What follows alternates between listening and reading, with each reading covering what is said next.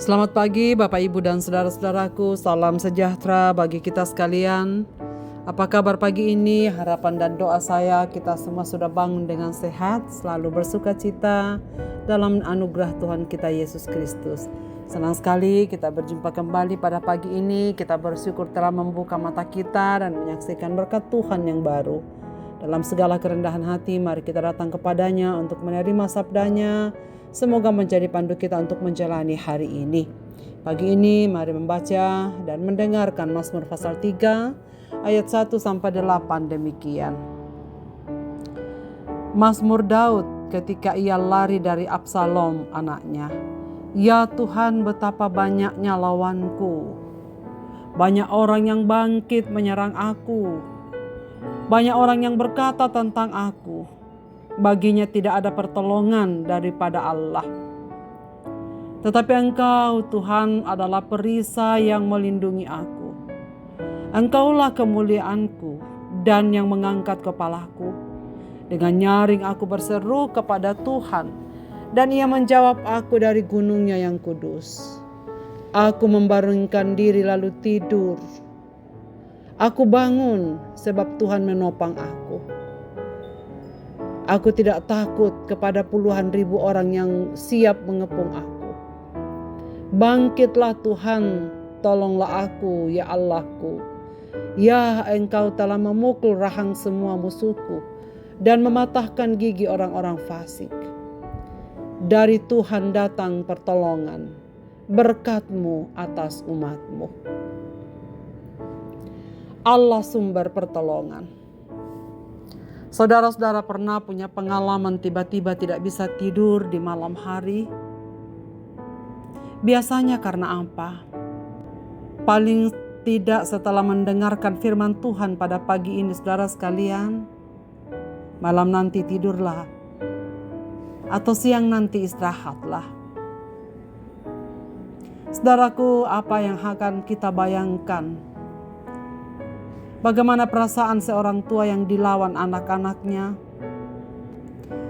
Bukan saja menginginkan kematiannya, tetapi anak-anaknya sendiri yang berusaha untuk melenyapkannya. Alangkah menyakitkan dan mengecewakan. Tentulah perasaan sangat hancur. Itulah yang dialami pemazmur dalam teks yang kita baca pada pagi ini. Dalam ayat yang pertama dijelaskan Mazmur Daud ketika ia lari dari Absalom anaknya.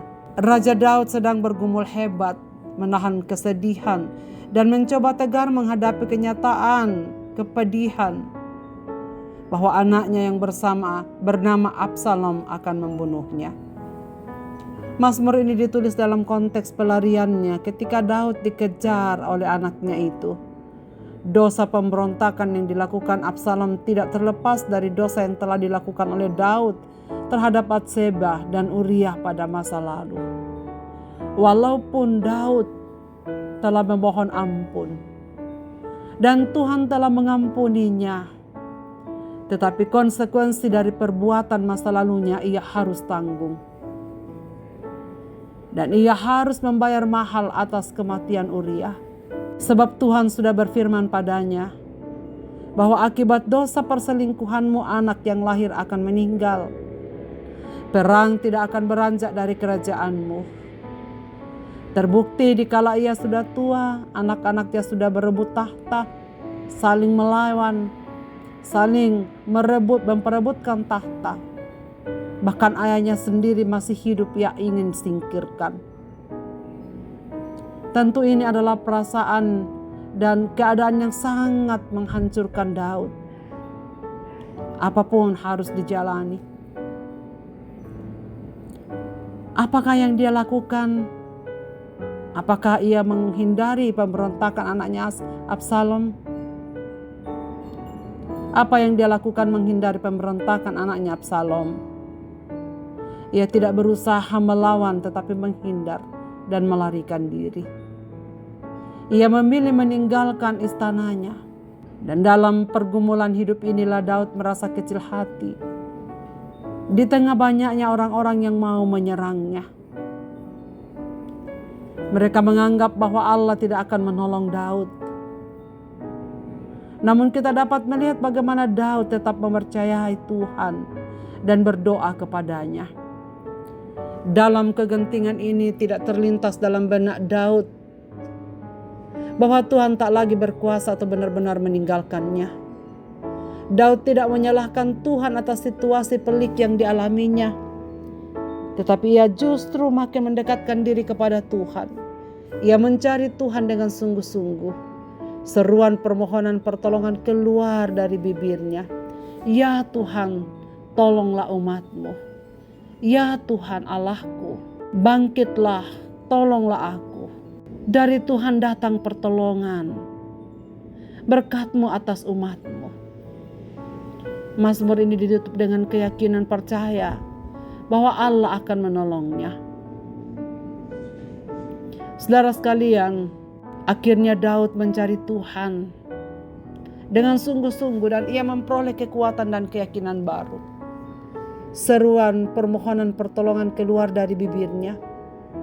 Tetapi setelah itu Daud dapat tidur dengan tenang.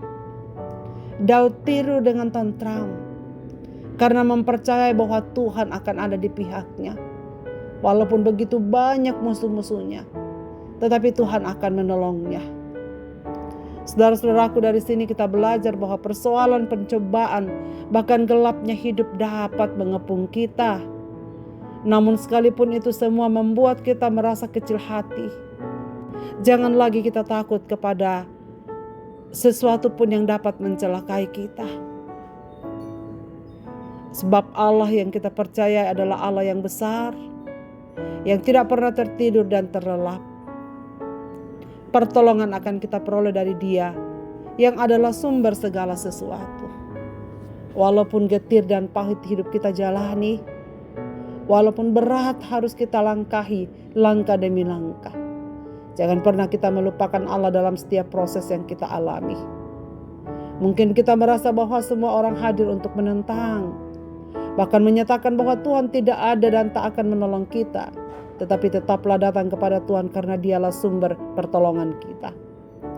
Berserulah kepadanya dengan kesungguhan hati. Pertolongan akan datang tepat seturut dengan waktunya. Jangan takut untuk berharap. Jangan gelisah untuk percaya. Yakinlah Tuhan sanggup menyelesaikan segala persoalan yang kita hadapi. Tenanglah dan yakinlah bahwa Allah pasti menolong dan memberi jalan keluar. Percayalah pada topangan yang Tuhan akan berikan tepat pada waktunya. Marilah kita berdoa.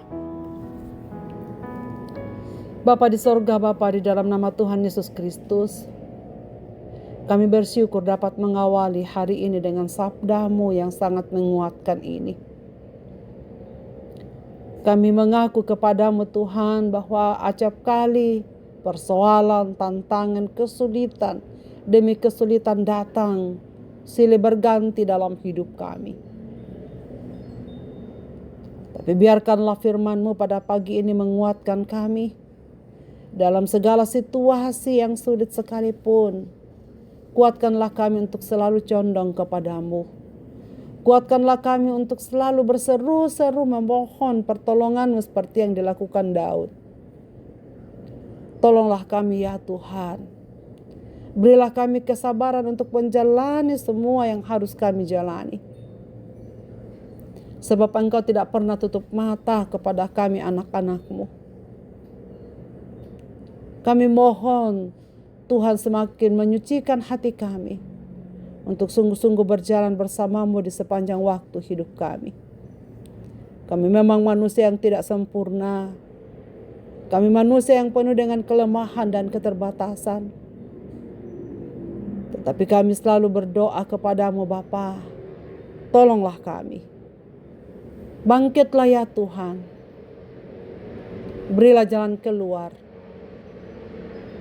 Berilah kami ketenangan untuk mempercayai bahwa Engkau Allah Tuhan kami yang setia, yang akan menuntun kami melewati setiap masa-masa sulit dalam hidup ini. Dengarlah doa kami ya Tuhan, kami serahkan dalam tangan-Mu. Dalam Kristus Tuhan kami berdoa. Amin.